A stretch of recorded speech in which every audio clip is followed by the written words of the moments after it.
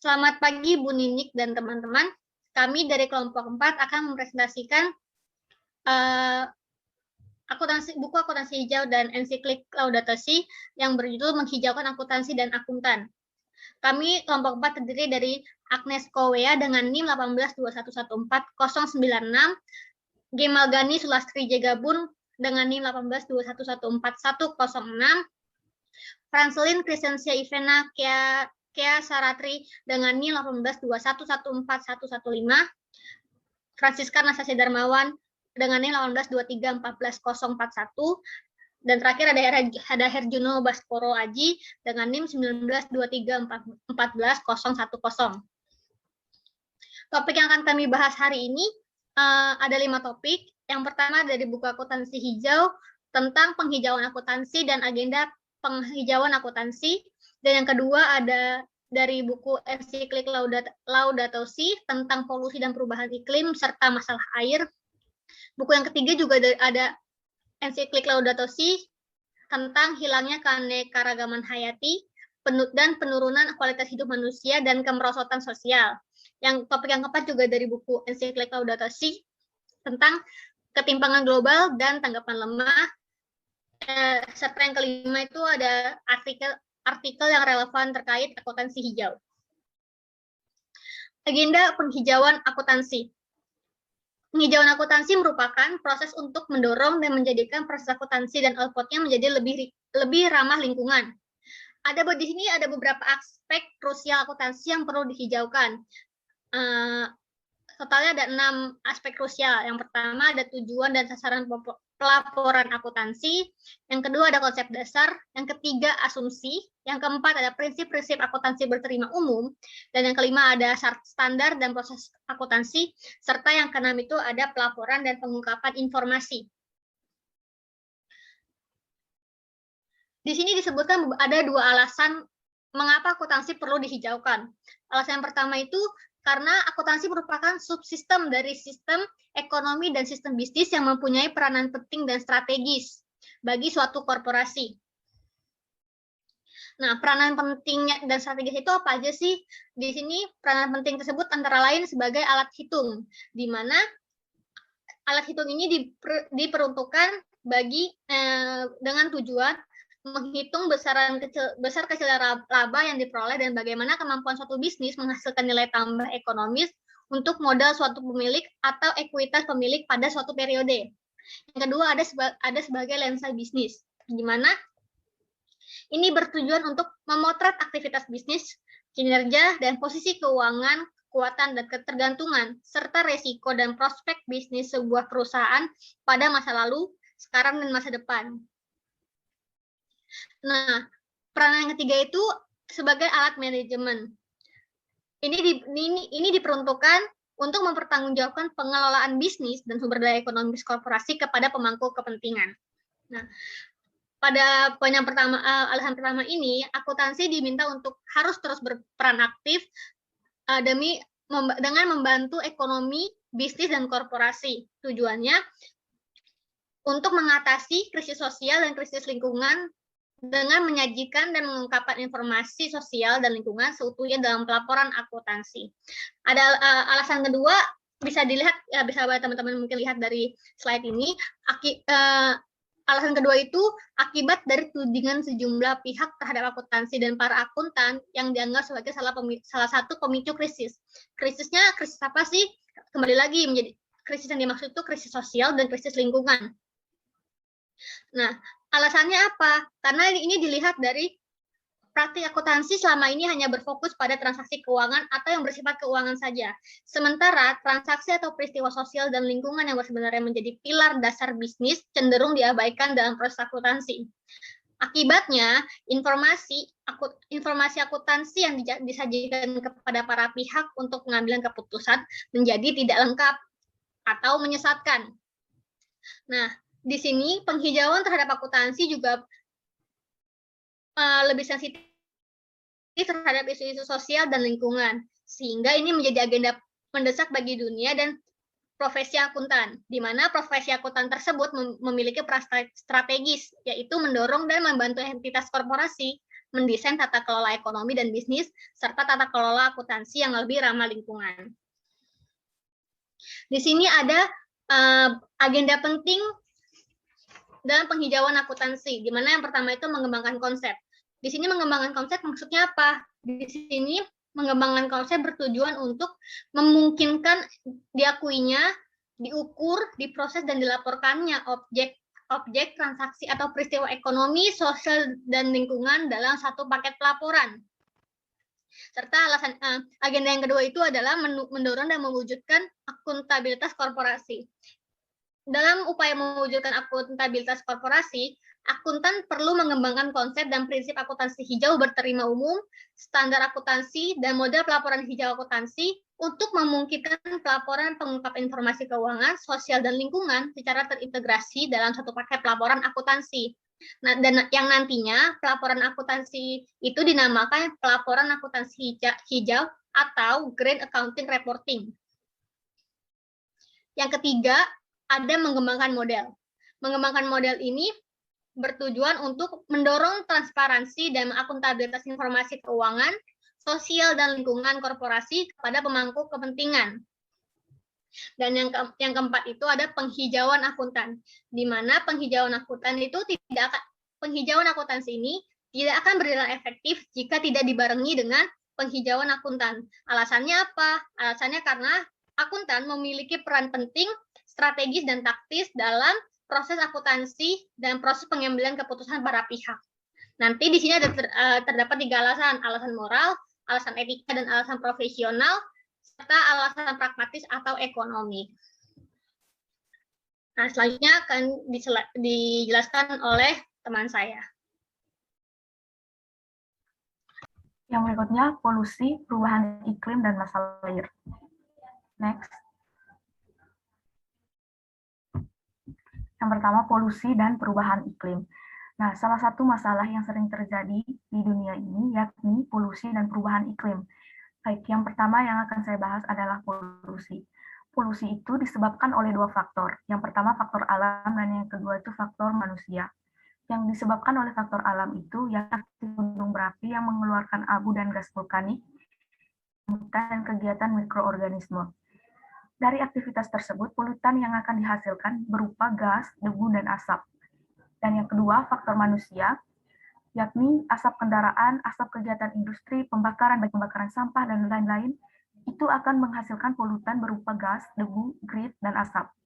Nah, dari faktor-faktor tersebut akan mengakibatkan masalah kesehatan dan menyebabkan kematian.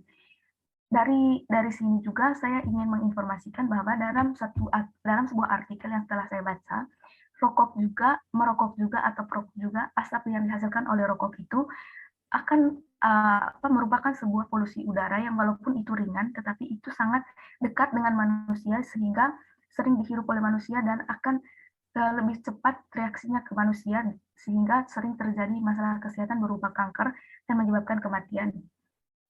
Nah, teknologi yang dalam kaitan dengan kepentingan bisnis menawarkan diri sebagai satu-satunya cara untuk memecahkan masalah polusi ini. Namun biasanya tidak mampu melihat jaringan hubungan yang tersembunyi antara banyak hal, lalu kadang-kadang memecahkan satu masalah untuk menciptakan masalah lain. Next. Yang berikutnya, limbah. Nah, limbah di sini tuh memiliki 4 jenis berdasarkan wujudnya, yakni cair, padat, gas, dan suara. Nah, contoh dari limbah itu sendiri seperti limbah domestik dan perusahaan, limbah pembongkaran bangunan, limbah klinis, elektronik, dan industri, limbah yang sangat beracun dan radioaktif. Akibat yang ditimbulkan dari limbah ini, yakni bumi terlihat seperti tempat sampah. Yang dulunya para nenek moyang itu melihat bahwa dulu bumi itu tidak banyak sampah, dan sekarang bumi terlihat banyak sampah. Yang berikutnya, landscape yang pernah indah menurut nenek moyang kita sekarang ditutupi oleh sampah. Yang berikutnya, akumulasi dan kerusakan pada organisme penduduk lokal. Next. Yang berikutnya, budaya membuang sampah. Ini merupakan budaya yang sering terjadi dan tidak bisa kita ubah, karena banyak orang yang mengonsumsi sampah sehingga kita bingung juga mau buang kemana. Jadi banyak orang yang membuang sampah di sembarang tempat. Membuang sampah ini merupakan suatu masalah besar karena akan menumpuk. Tetapi sistem industri kita itu di akhir siklus produksi dan konsumsi belum mengembangkan kapasitas untuk menyerap dan menggunakan kembali limbah serta produk sampingan. Lalu belum berhasil mengadopsi model produksi yang melingkar yang mampu melestarikan sumber daya untuk generasi sekarang dan masa depan.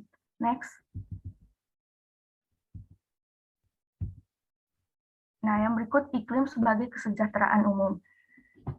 Iklim ini dapat membantu manusia untuk bercocok tanam, tetapi karena banyak kesalahan yang dilakukan oleh manusia, sehingga iklim juga dapat berbahaya bagi kehidupan manusia.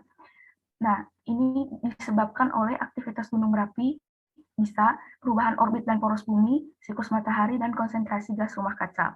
Nah, yang paling banyak menyebabkan iklim ini rusak itu adalah tindakan manusia, di mana pada zaman sekarang ini banyak pembangunan dari manusia itu, misalnya pembangunan rumah yang menggunakan kaca. Padahal kaca itu dapat merusak lapisan ozon. Hal ini dapat mengakibatkan berkurangnya ketersediaan air minum, energi, dan hasil pertanian di daerah panas, kepunahan anekaragaman hayati, mencairnya es di kutub, pelepasan gas metana dan berbahaya dari pegunungan, serta meningkatnya emisi karbon dioksida. Nah, emisi karbon dioksida ini juga dapat merusak atau dapat beracun juga bagi ekosistem yang berada di laut. Sehingga pada zaman yang akan datang lagi atau pada dekade yang akan datang dapat dipastikan bahwa anak cucu kita tidak bisa menikmati apa yang kita rasakan pada saat ini karena kerusakan yang terlalu besar terjadi. Next. Yang kedua itu ada masalah air. Ini juga sering terjadi dan pada saat sekarang juga hal ini sering terjadi. Di mana banyak juga hutan-hutan yang ditebang secara kan sumber air itu kan dari hutan, kebanyakannya dari hutan. Nah, masalah yang terjadi pada saat ini akibat hal-hal tersebut itu yakni ketersediaan air berkurang, kualitas air menurun, sumber air di bawah tanah terancam oleh polusi. Polusi itu terjadi sumber air di bawah tanah itu terancam oleh polusi dan terjadi karena limbah-limbah yang dari industri itu dibuang begitu saja tanpa diolah terlebih dahulu sehingga diserap oleh tanah dan tercampur dengan air yang berada di bawah tanah. Selain itu juga karena pembuangan sampah yang belum dikelola. Yang berikutnya diskriminasi sosial. Kenapa diskriminasi sosial ini merupakan salah satu masalah yang terjadi karena kurangan air. Nah, diskriminasi sosial itu terjadi termasuk karena sekarang ini kan untuk mendapatkan sumber air yang bersih itu kan karena kebanyakan yang mendapatkan sumber air bersih itu adalah orang-orang yang memiliki uang karena kan diolah atau disteril terlebih dahulu. Nah, bagaimana dengan orang yang tidak memiliki uang atau tidak berkecukupan? Nah, mereka menikmati air yang tidak bersih atau tidak disteril terlebih dahulu. Nah, itu terjadi, makanya diskriminasi sosial termasuk serta peningkatan biaya makan dan berbagai produk. Next.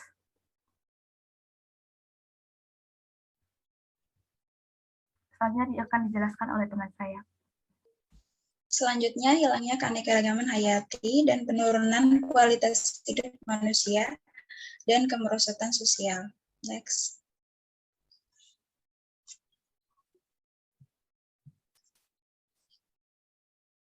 Berikut hilangnya keanekaragaman hayati. Jadi, ada beberapa keanekaragaman hayati yang telah hilang karena konsep dari ekonomi, perdagangan, dan produksi. Jadi hilangnya keanekaragaman hayati ini meliputi hilangnya rimba dan kawasan hutan lainnya, serta hilangnya spesies yang dapat menjadi sumber daya yang sangat penting di masa depan. Jadi ribuan spesies tanaman dan hewan yang telah hilang ini mungkin tidak akan pernah dilihat oleh generasi anak-anak ke depannya. Ada juga kepunahan mamalia atau burung yang diakibatkan oleh pestisida yang diciptakan oleh teknologi yang dimana teknologi ini berguna untuk pertanian. Yang berikut, ketika kita ingin mengembangkan atau membuka usaha, kita harus melihat dulu apakah ada dampak buruk dari usaha tersebut, atau apakah dari usaha tersebut ada pengaruhnya juga terhadap tanah, air, dan udara, atau dampak tersebut dapat merusak keanekaragaman hayati. Tetapi ada banyak alternatif untuk mengurangi punahnya spesies-spesies yang tentunya penting untuk masa depan, atau upaya untuk menjaga kelestarian satwa dan tanaman langka, yaitu dengan menciptakan koridor biologi. Namun hal tersebut mungkin hanya dilakukan oleh sedikit negara saja, karena banyak dari negara yang mungkin lebih mementingkan usahanya tanpa melihat dampak buruknya terhadap hilangnya keanekaragaman hayati. Ketika kita ingin merawat ekosistem, kita harus mengandaikan pandangan yang jauh ke depan. Karena jika kita hanya mencari keuntungan secara cepat dan mudah dan tanpa peduli pada pelestarian alam, tentunya akan lebih tinggi biaya kerusakannya daripada keuntungan ekonomis yang dapat diperoleh.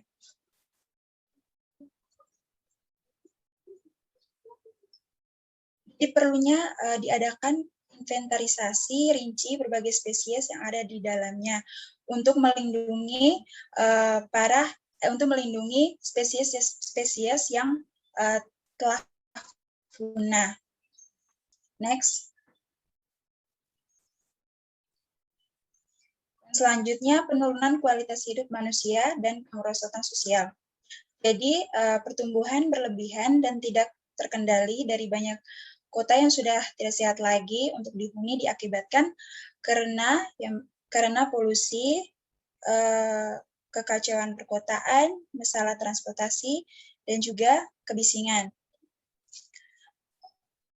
Adapun unsur-unsur sosial dari bahan global, yaitu dampak inovasi teknologi terhadap lapangan kerja, pengucilan sosial, kesenjangan dalam distribusi dan konsumsi energi, fragmentasi sosial, meningkatnya kekerasan, dan munculnya bentuk-bentuk baru agresi sosial, perdagangan narkoba, dan meningkatnya penggunaan narkoba di kalangan kaum muda, dan kehilangan identitas yang menjadi gejala kemerosotan sosial yang nyata.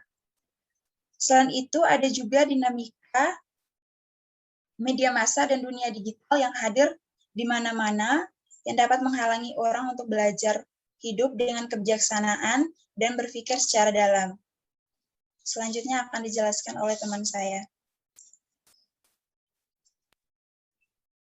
Oke, selanjutnya saya Baskara akan menjelaskan mengenai bahasan yang keempat, yaitu ketimpangan global dan tanggapan lemah. Next.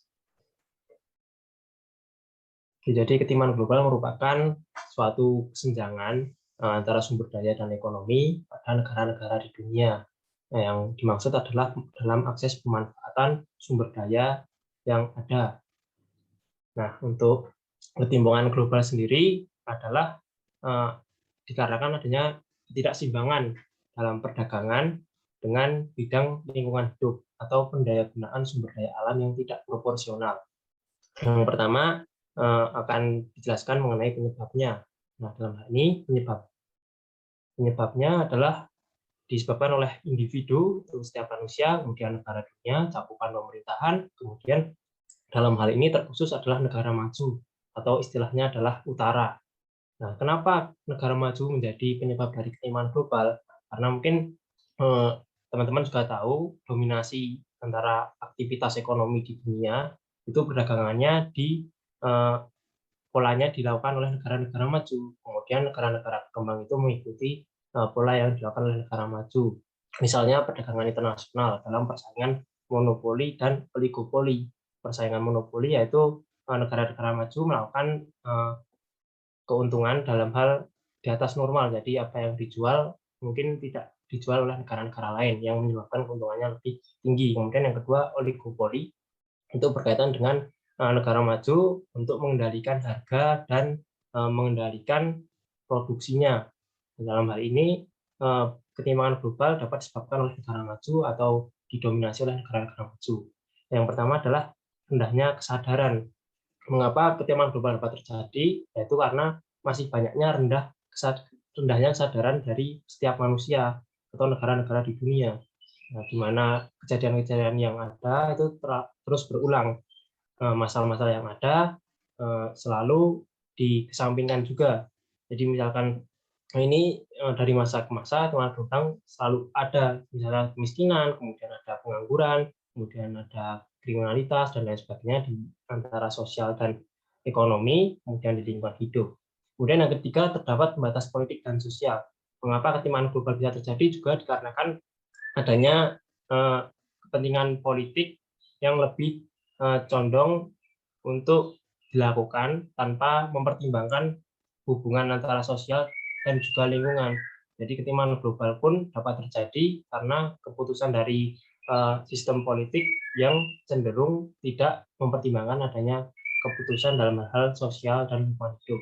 Kemudian yang keempat, adanya konsumerisme ekstrim, di mana hal ini jika negara-negara di dunia melakukan produksi yang terus-menerus, kemudian dalam hal ini negara maju akan melakukan produksi atau membuat perdagangan tersebut di negara-negara berkembang. Jadi negara berkembang di sini digunakan sebagai ladangnya untuk melakukan produksi, di mana mungkin ketimpangan global di negara-negara maju tidak dapat dicegah, tapi di negara berkembang tidak dapat dicegah. Karena model-model untuk mencegahnya di negara berkembang mungkin belum dapat digunakan atau mungkin diterapkan. Kemudian akibatnya itu juga sama terkait dengan individu, setiap manusia, kemudian negara dunia, tetapi lebih khususnya di negara berkembang atau istilahnya selatan. Nah, ini terjadi pada kerusakan dan menipisnya cadangan sumber daya alam. Jadi jika terus-menerus aktivitas manusia dalam hal ini khususnya ekonomi itu akan mengalami kerusakan atau menipisnya cadangan sumber daya alam. Seperti mungkin kalau aktivitas ekonomi pertambangan akan mengakibatkan lubang-lubang tambang, kemudian terkait dengan penebangan hutan untuk mungkin bahan bangunan atau mungkin untuk hal-hal yang lain dan lain sebagainya. Kemudian yang kedua adalah penurunan kualitas hidup. Jadi di mana ketimpangan global ini akan menurunkan kualitas hidup, misalnya dalam hidup sehat, panjang umur, angka harapan hidup, kemudian yang ketiga adanya kesehatan, kemudian yang keempat standar hidup yang layak, di mana nantinya jika terjadi ketimpangan global antara sosial dan lingkungan hidup, itu manusia akan mengalami penurunan kualitas hidup yang menyebabkan kesehatannya tidak baik, atau jika dalam hal ini bisa menyebabkan kematian jika tidak teratasi dengan baik. Kemudian yang ketiga adalah resiko peningkatan bencana alam, non-alam, dan sosial. Nah, mungkin bencana alam ini tanpa kita campur tangani pun akan terjadi. Tetapi untuk khususnya non-alam dan sosial ini dapat terjadi karena perbuatan manusia. Mungkin karena adanya penyalahgunaan sumber daya alam, itu dapat menyebabkan banjir, kemudian dapat menyebabkan longsor, dapat menyebabkan kebakaran hutan, dan lain sebagainya, erosi, abrasi, dan sebagainya. Kemudian untuk sosial sendiri, ini dapat menyebabkan kemiskinan, dapat menyebabkan konflik, kriminalitas, pengangguran, dan lain sebagainya. Kemudian untuk solusinya sendiri, terdapat 4 poin. Yang pertama adalah pendekatan ekologis hingga sosial. Jadi diharapkan agar tidak terjadi ketimpangan global, negara-negara di dunia melakukan pendekatan ekologis dan sosial dalam pembangunan nasionalnya, atau mungkin dalam aktivitas ekonomi untuk mengintegrasikan soal keadilan dalam diskusi lingkungan hidup. Nah, kemudian yang kedua adalah pendayagunaan lingkungan hidup secara alami. Nah, dalam hal ini prioritasnya adalah aktivitas-aktivitas hidup manusia itu ditujukan untuk melakukan pelestarian, mengembangkan pelestarian. Jadi seperti kayak konsep modelnya pembangunan berkelanjutan untuk melestarikan untuk masa kini juga untuk masa yang akan datang. Kemudian yang ketiga adanya etika hubungan internasional. Nah, diharapkan agar tidak terjadi ketimpangan global, hubungan internasional dalam hal ini adanya peraturan batas-batasan tertentu untuk menciptakan supremasi hukum, penegakan supremasi hukum untuk mengontrol aktivitas hidup manusia. Dalam hal ini adalah aktivitas ekonomi agar tidak terciptanya ketimpangan global. Yang keempat adalah negara-negara maju harus memberikan kontribusi untuk melunasi hutang. Nah, ini maksudnya mengapa negara maju harus memberikan kontribusi untuk melunasi hutang? Kembali ke penyebabnya. Karena dirasa dominasi ketimpangan global cenderung dilakukan oleh negara-negara maju dalam hal produksi. Di negara-negara berkembang mungkin tidak terlalu produktif daripada negara-negara maju, atau mungkin negara berkembang lebih produktif tetapi digunakan sebagai ladang untuk melakukan produksinya. Jadi di negara maju tidak dilakukan agar tidak terjadi kerusakan lingkungan hidup, tapi di negara berkembang dilakukan karena perhatiannya yang tidak ada. Next.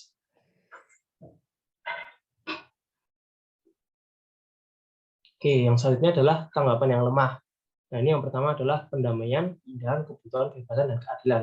Dalam hal ini adalah tujuan yang ingin dicapai oleh setiap manusia. Kemudian yang kedua, memiliki budaya yang diperlukan untuk menghadapi krisis. Nah, itu tadi kembali kepada poin untuk mengintegrasikan keadilan dalam sosial dan lingkungan. Jadi dalam melakukan aktivitas ekonomi juga perlu memperhatikan hal-hal tersebut. Kemudian yang ketiga adalah kerangka hukum yang menetapkan batas-batas mutlak dan menjamin perlindungan ekosistem. Nah, ini dalam hubungan internasional tadi, tanggapan yang lemah menginginkan adanya batas-batas mutlak atau peraturan dalam hal ini perlindungan ekosistem. Kemudian yang keempat adalah lemahnya tanggapan politik internasional sangat mencolok. Nah, dalam ini kecenderungan kepentingan ekonomi lebih didahulukan atau politik ini tunduk terhadap bidang ekonomi. Jadi apapun itu kepentingan ekonomi lebih dikhususkan tanpa mempertimbangkan sosial dan lingkungan. Kemudian yang kelima ada tindakan filantropis yang sporadis. Nah, dimaksudkan di sini adalah filantropis bagi manusia untuk mencintai makhluk hidup dalam hal ini lingkungan, tetapi sporadis. Sporadis ini tidak merata, jadi hanya ada di beberapa tempat saja untuk melakukan pelestarian lingkungan. Dan juga ada ala kadarnya untuk menunjukkan kepekaan terhadap lingkungan hidup. Nah, jadi dirasa oleh tanggapan-tanggapan yang lemah ini masih belum optimal untuk menunjukkan keseimbangan dalam sosial dan lingkungan terhadap aktivitas ekonomi. Kemudian yang selanjutnya, yang keenam adalah kekuatan-kekuatan ekonomi terus membenarkan sistem global. Nah, tadi adanya kepentingan ekonomi mengabaikan adanya bidang-bidang yang lainnya, itu dapat menyebabkan ketimpangan global. Kemudian yang selanjutnya adalah berhadapan dengan menipisnya beberapa sumber daya alam. Sumber daya secara bertahap diciptakan skenario yang mengarah ke peperangan baru.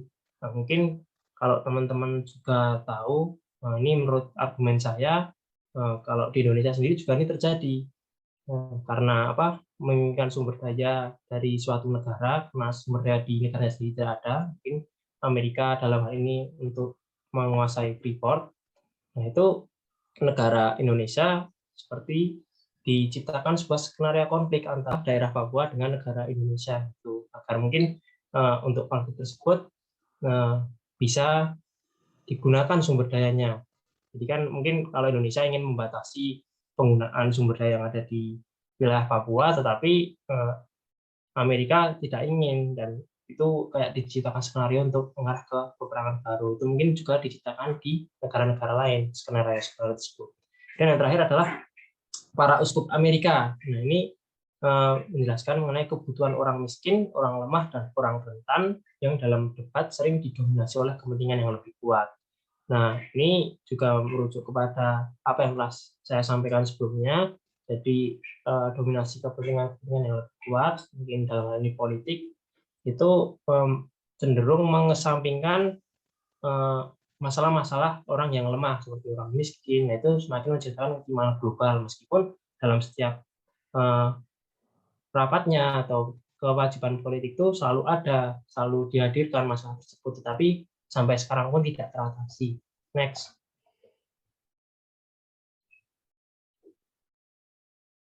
Nah, selanjutnya adalah garis pemikiran tentang situasi saat ini dan tentang solusi-solusi yang dimungkinkan. Nah, ini terdapat dua argumen. Yang pertama adalah masalah ekologi akan dipecahkan hanya melalui penerapan teknologi baru.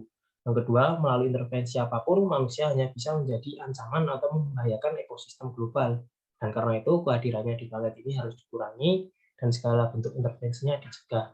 Nah, mungkin kalau di logika, untuk kedua argumen ini sama-sama dapat masuk ya, karena kan masalah ekologi ini dapat dipecahkan melalui penerapan teknologi baru, bisa. Kemudian yang kedua, intervensi apapun itu akan membahayakan ekosistem.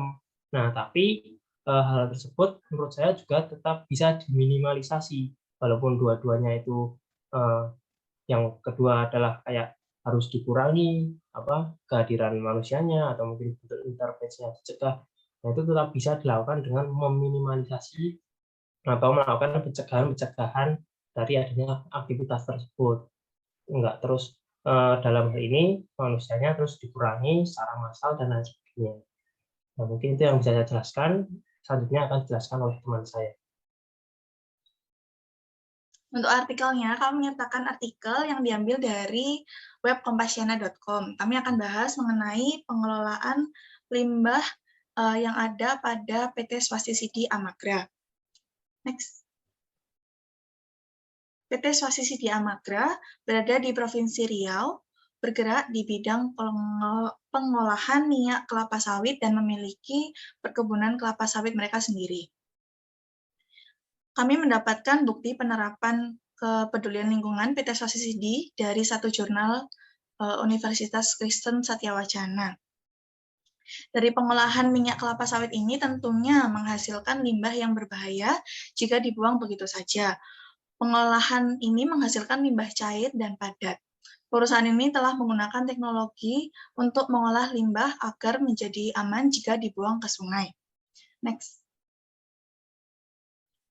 Mereka memisahkan hasil pengolahan limbah menjadi limbah cair dan limbah padat, hingga nantinya limbah cair dapat digunakan sebagai aliran listrik bagi masyarakat dan membantu produksi pembuatan minyak kelapa sawit. Sedangkan limbah padat dihancurkan dengan menggunakan insinerator melalui proses pembakaran. Namun penggunaan alat ini juga dibatasi agar tidak menimbulkan polusi udara yang berbahaya juga bagi lingkungan sekitar. Next. Menurut jurnal ini, PT Swastisidi Amagra telah menerapkan akuntansi hijau dengan cukup baik. Namun karena adanya kejadian luar biasa yang terjadi, maka perusahaan ini harus ganti rugi kepada lingkungannya. Jadi perusahaan ini memiliki 9 kolam penampungan limbah cair yang dengan fungsi yang berbeda-beda. Seperti yang ada di layar, untuk kolam 1 sampai kolam ketiga masih mengandung chemical oxygen demand dengan kadar sangat tinggi yang berbahaya jika dibuang ke sungai. Kolam 4 hingga 6 juga masih memiliki kandungan chemical oxygen demand yang sedang dan masih berbahaya juga jika dibuang ke sungai. Untuk kolam yang ke-7 hingga kolam ke-9, kandungan chemical oxygen demand-nya sudah rendah, jadi aman jika dibuang ke sungai. Next. Pada tahun 2011, terjadi kebocoran pada kolam nomor 3 yang masih memiliki kandungan chemical oxygen demand yang sangat tinggi. Dampak dari kebocoran limbah ini mengalir ke sungai hingga menyebabkan ikan yang dianggap Tuhan oleh masyarakat sekitar itu mati. PT ini telah diperiksa terkait pengelolaan limbahnya dan mendapati bahwa pengelolaan limbahnya sudah memenuhi standar kelayakan, namun karena pengelolaan limbah yang kurang maksimal, maka bisa terjadi kebocoran dan berdampak buruk bagi lingkungan dan perusahaan. Karena kelalaian ini, PT Swastisidi Amagra harus mengganti kerugian kepada masyarakat sebesar 250 juta rupiah. Demikian presentasi dari kelompok kami. Banyak kekurangan dan dari presentasi kami mohon maaf. Untuk pertanyaan dan tanggapan bagi kelompok kami, silahkan disampaikan melalui Padlet yang telah disiapkan oleh Bu Nini. Terima kasih.